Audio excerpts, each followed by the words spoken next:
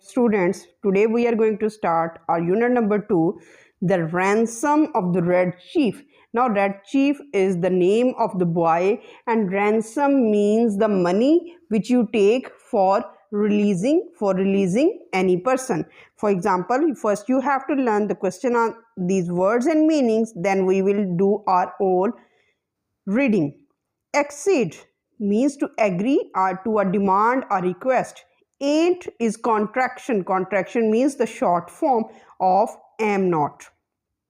Buggy means a horse drawn cart. Have you ever seen a cart, a buggy drawn by a horse? Counter proposition, an offer made as an alternative to previous one. Foreclose, to take back property that was bought with borrowed money because that money is not being paid as agreed. Now, if you don't pay back the money, if you don't pay back the money, the owner will just take the land back. Mortgage, a loan usually taken when buying property. When you just take loan, when you buy property, any property. Prominent means important, well known. Provisions means food, drink, equipment. Scout, a soldier or other person set out to investigate. Subjugation means to be brought under complete control, conquered. Subjugation means to control someone.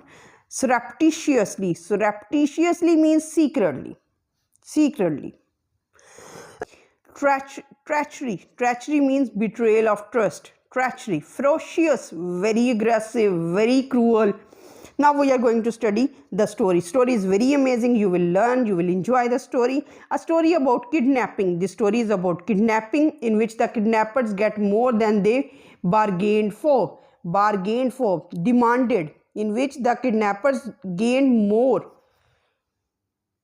We were down south in Alabama, Bill Driscoll and myself, when this kidnapping idea struck us, just hit us up. Bill and me had about $600 and we needed $2,000 more to buy some land in western Illinois. We figured,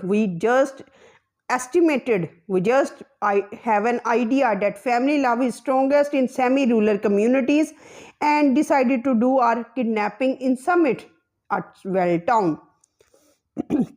We selected for our victim the only child of prominent citizen. We just selected a citizen, and name was Ebenezer Dorset, a moneylender.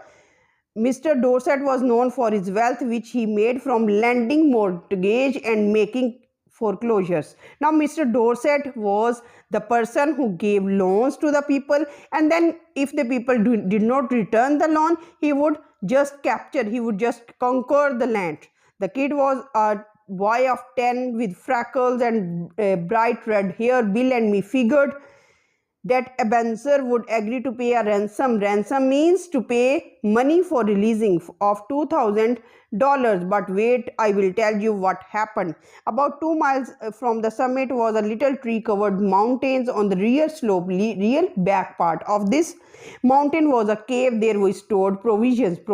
We stored food.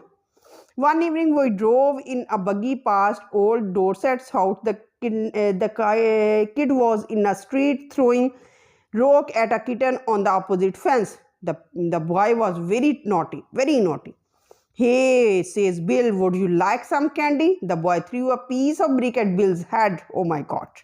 That boy put up a fight, but eventually we got up in the buggy and drove to the cave. After dark, I drove the buggy back to the village I had hired in and walked away. Bill was examining and treating the scratches and bruises. Bruises means wounds on his face and legs there was. Now just look at the boy. How naughty he is. Now just look at the actions of the boy. How he is treating the kidnapper. Oh my God. Okay. Fire burning in the cave. Now fire was burning in the cave. The boy was sitting by it with two bizarre tail feathers stuck in his red hair. Now he has stuck two feathers. He point he points a stick at me and says, "Ah, cursed paleface, do you dare to enter Red Chief's camp?"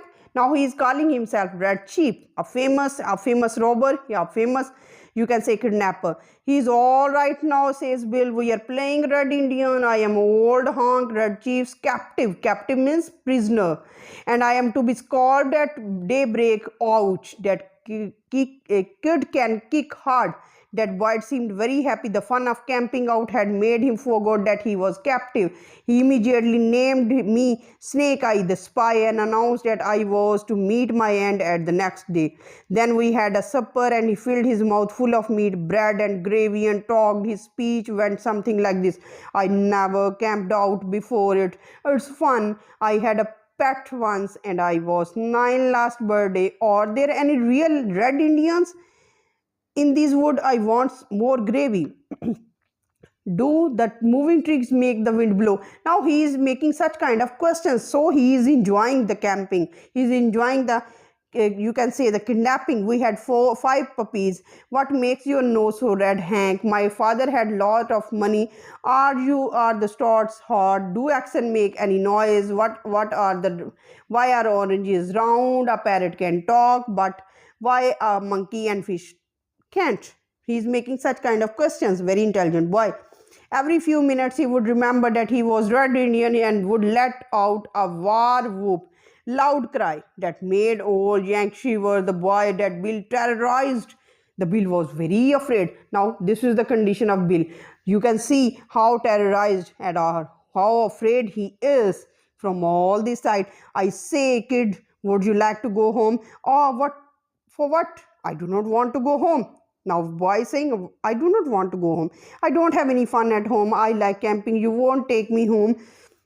Snake, I will you. Not right now, says I. Yeah, says he. I never had such fun in all my life. About 11 o'clock, we spread down some white blankets and went to the bed. Red Chief awake for 3 hours, jumping up and reaching for his rifle and screeching in our ears as crackle of a twig. Now, just like he is just jumping from one to the other. Now, look at this, the condition of the kidnappers. You will laugh.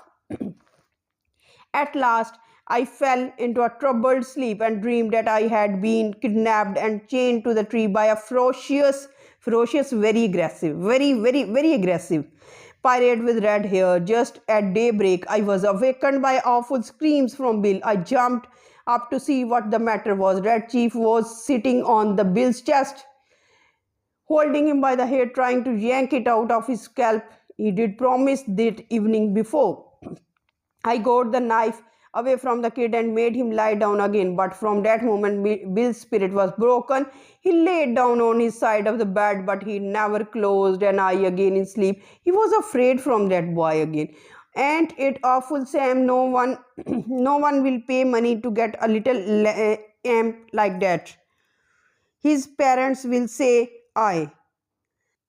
I went to the top of the little mountain and looked around over towards summit. I expected to see a search party, but what I was a peaceful landscape. Perhaps I say to myself, it has not yet been discovered. When I got to the cave, I found Bill backed up again against the side of breathing hard and the boy threatening to smash him with a rock as big as a coconut. Now he is making him afraid that I will touch you, I will hit you with a stone as big as a coconut. He put a red hot boiled potato down my back, explained Bill, and now he had put the boiled potato under his, you can say, his sleeves, and he was now, look at the condition of Bill.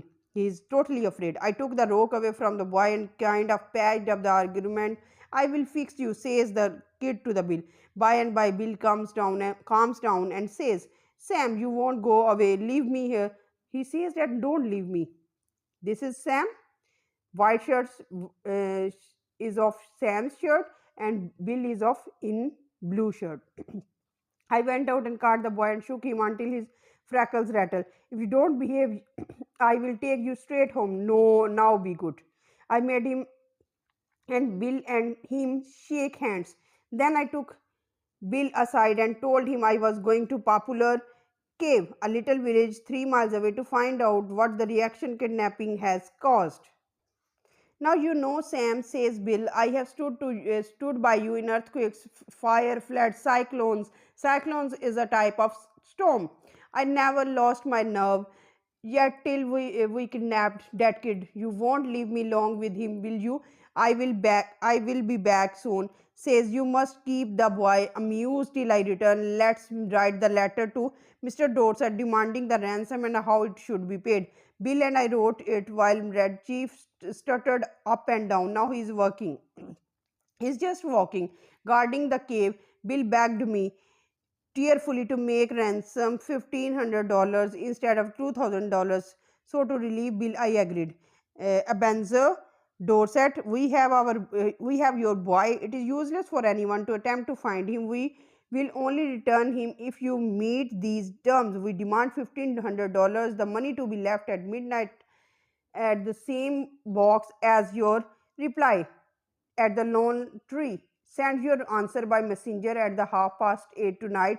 If you attempt any treachery, disloyal. If you play any kind of trick, you will never see your boy again. If you pay the money, he will be returned to you safe and well. These terms are final if you do not accede means accept to them. No further communication will be attempted. I walked to the Popular Cove and sat down around the post office store chatting to the customers. One guy says that his summit is all upset on the account of Elder Dorset's boy having been lost or stolen.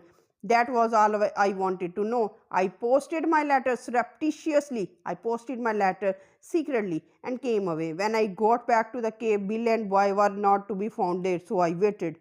Half an hour later, Bill appeared out of the bushes. Behind him was the kid, stepping softly. A scout with a broad grin on his face. Bill stopped, took off his hat, and wiped off his face with a red handkerchief. The kid stopped about 8 feet behind him. Sam, says Bill, I am sorry, but the boy is gone. I have sent him home. I have been subjugated. Subjugated means controlled by that boy.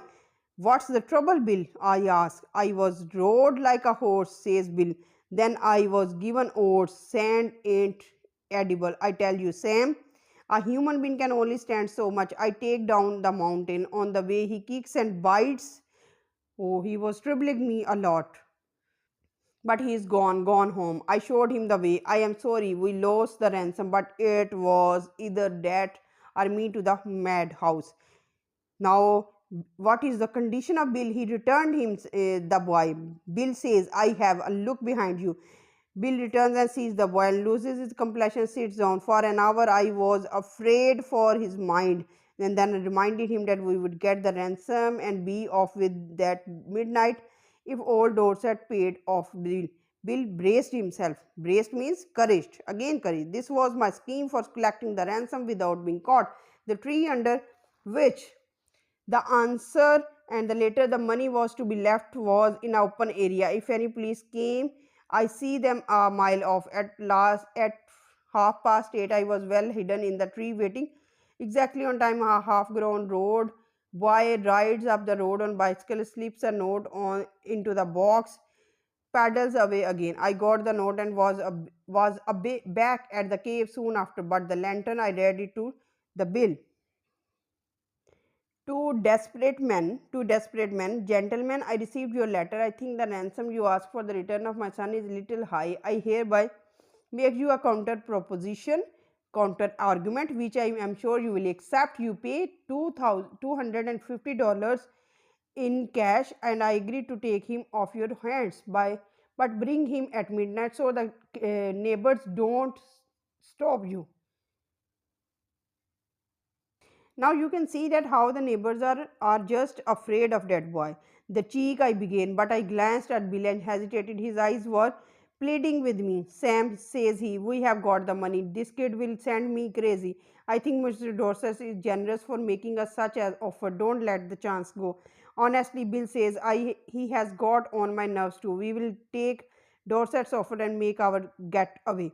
That night we got him to go by saying his father had brought him I brought a new toy for him, and we are going to play with the new toys the next day. Just at the moment when I should have been collecting a ransom, Bill was giving $250 dollars to Dorset.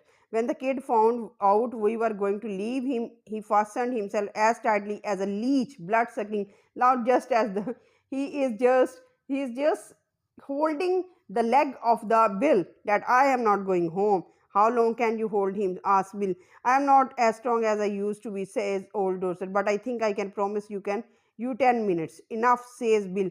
In 10 minutes I shall cross the country and be over the Canadian border. And as dark it was, as fast as Bill was at good as runner as I am, he was a mile and a half out of summit before I could catch up with him. So this was an amazing story where a little kid has just made the two persons afraid, especially the Bill. So enjoy this story and learn the words meanings and the dictation words which I will send you. Happy learning.